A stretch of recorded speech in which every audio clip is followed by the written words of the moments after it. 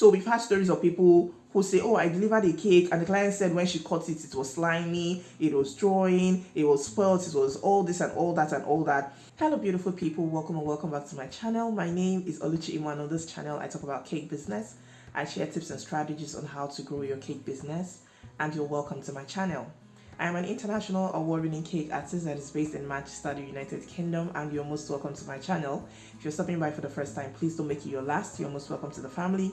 Click on the subscribe button and turn on notifications so that you're notified whenever I upload a new video. And if you've always been here, thank you so much for always being here. Let me be the first to say compliments of the season. Yes, because November is almost ending. All right. Yes, we're spotting a different look today, but I believe that you can see me and you can hear me loud and clear. Just as the title rightly suggests, this shouldn't be difficult. What am I talking about today? I'm talking about baking timelines. Your baking timelines, what you should know when you have an order, how to, set your baking days and everything, and how to start, how to, whatever, just the baking timelines, basically. So that's what it's called. I think it's called another name, or there's a name it's referred to. I cannot remember now. If I do, it's just in my head that I think there's another name.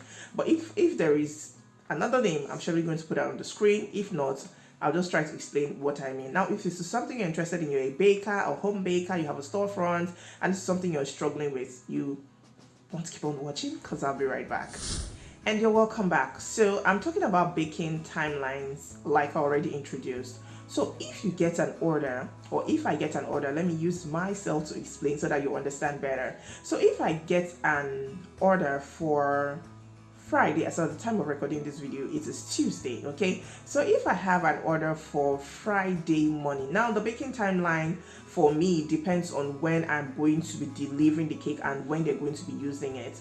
So it's that determines if I'll be baking in the morning or baking in the afternoon or baking in the evening, like towards evening. In the early days of my business, I used to struggle with this a lot, and it's affected my time management so bad that I will be working into the as I'll be working late into the night and sometimes past midnight. And sometimes past midnight, I'm still baking, I'm still working. So this is what I want you to do. And this is what I started doing over time to help me manage my time, because I realized that, okay, because of wanting to keep my cakes fresh, if I have an order on Friday, say I'm delivering like Friday afternoon, I will bake on Thursday morning before it will get cold. I can't remember exactly how it used to be, but from off the top of my head, I think I would bake Thursday morning, and then before it will cool down and everything, and then I'll now start decorating on Friday morning. Definitely things do happen in the baking process, right, in the decorating process, and I will end up delivering my cake late.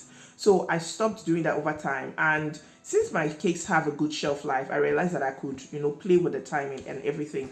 So back to my example, if for example I have a cake order to deliver on Friday, or do I use Saturday? If I have a cake, okay, let me switch this up. Okay, let me work with something that's easy for me to remember. So if for example I have a cake to deliver on Wednesday, today is Tuesday, on Monday I would have baked my cake. So I bake it like 2 days ahead. But 2 days ahead is not typically 2 days ahead completely. If I have to deliver a cake on Wednesday morning, I will bake my own cakes in the afternoon on Monday. Why? Because before it would come out of the oven and everything, it's almost evening. So I start counting from the following day. So let's just assume that the cake has a shelf life of 3 days. Of course, my cakes will stay longer than that.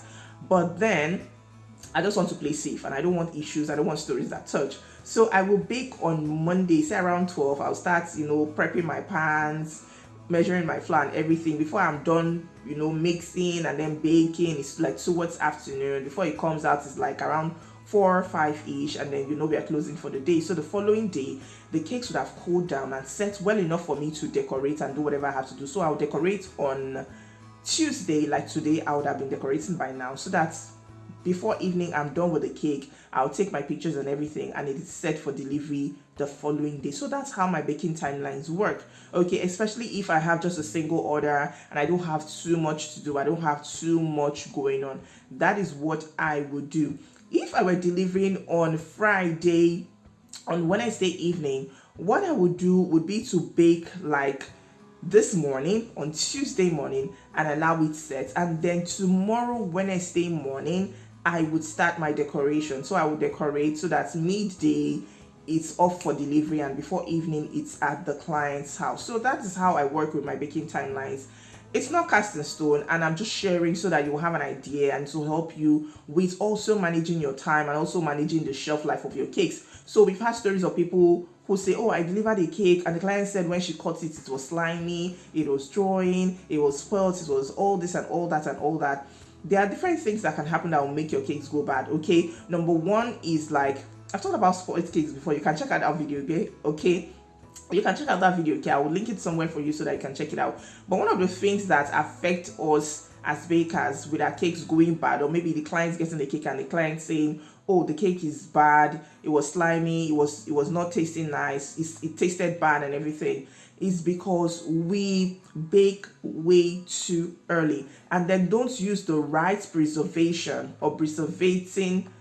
I don't want to say preservatives, so you don't think I'm talking about preservatives in cakes, but the right method of storage. Let me say storage. Storage is safer. So you're not using the right storage method. Probably you're baking like 3 days ahead, 4 days ahead, and you're not storing it right. And you know your cakes don't have a good shelf life. You're baking way ahead, you're not storing it well, and then you're covering and delivering to the client. So the shelf life of the cake has already started counting before it even gets to the client.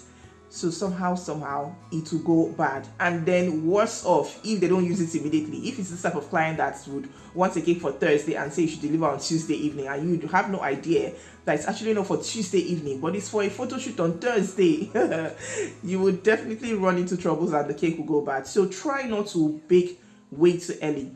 If you're baking way too early, maybe because of workload or because of your schedule or anything, what you can do is to freeze your cakes. Right, when you bring it out and it cools down. Some people say they wrap it hot. I don't do that.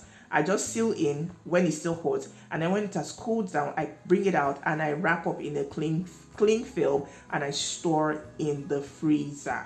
Okay, there's nothing bad with doing this. At some points in my business, like I said earlier, in the early days of my business, I was like, team fresh is best. Fresh cakes. So I'll bake a day before I'm to deliver, and it's just put me in serious trouble, mess, rushing and everything. But if you keep your cakes in the freezer, it is not bad. It will even help with the moistness, and it will still be as good as new if you let it thaw and come to the room temperature, come to the normal temperature that it's supposed to be. So if you're baking too early, please ensure that you're preserving and you're storing your cakes right so that you not have any issues or whatsoever with your client. So that's for simple birthday cakes. Okay, and I hope that you understand. Make sure that you bake well enough for it to set, and then you're baking in good enough time so that you have time to manage the process and everything. If you need to order, that one is a whole totally different topic. You know how you need to order, and it's specific to different, it's peculiar to different locations. So I'm not going to talk about that, but learn to factor that into your the whole baking timeline. Okay, I'm talking about just baking cakes in this video. Now for wedding cakes, I'm talking about this because I've had a few questions. Most recently, I had someone ask me on my wedding cakes video. If I have a wedding cake on Saturday, if I bake on this day, cover on this day, stack on this day, am I still looking at everything? And it was just what I'd explained in that video, but I still took my time to answer her that she was on track. Okay, and to let her know. So for wedding cakes, what I would do as a recap, if you've not watched my video on wedding cakes, tips and everything, please, I would encourage you to watch that video. I think I've done about 3 videos in that series. I would link it for you so that you can watch it. But if I were to do a wedding cake, for me at I Bake Cake Signatures, I like to bake a week ahead. So I bake my cake a week ahead. Now it depends on you as a baker. Nothing, like I said, is cast in stone. Just feel free to do what works for you. But for me, I bake a week ahead. And then depending on the design, I also start my sugar. If it has sugar flowers or sugar craft items, I start doing that like 2-3 weeks ahead, depending on the number of flowers or depending on what I have to do. I start making those things weeks ahead, and then I bake a week to the wedding, and then on Tuesday I'll start trimming, crumb coating and everything. Basically, like Tuesday, Wednesday, I will start the covering because I like to give my wedding cakes time enough for it to set. I believe that when you watch that video on wedding cake tips, you will understand what I'm saying better. So I like my cakes to set, for the fondant to be dry and hard before I go ahead with the stacking. It just helps me play safe, and then with the right dwelling I am good to go. So depending on the number of tiers, I don't stack at my bakery, I don't stack at my studio. I prefer to do it at the venue of the wedding. Now this works for different bakers, you know, we work differently, so just do what works for you. So but for me, this is it. When I cover, I will allow it to dry. If I cover on Wednesday, I'll allow it to dry Thursday, Friday, and then probably on Saturday morning before I leave, I do my doweling, at least for the base. And then when I get to the venue, I can finish up with the stacking, the central doweling and everything. Some people stack from their bakery, complete stacking from their bakery.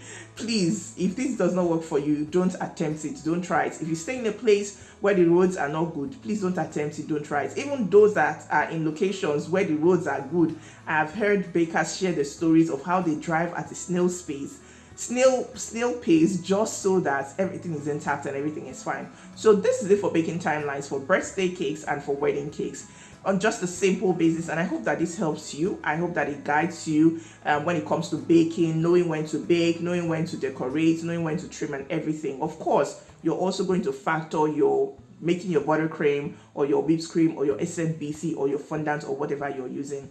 I hope that you find this video helpful. Please, if you've enjoyed this video so far and you've learned something from it, don't forget to hit the like button. Don't forget to subscribe to my channel and also turn on notifications so that you'll be notified when I upload a new video. Until I see you in my next video, stay happy, stay safe, and stay blessed.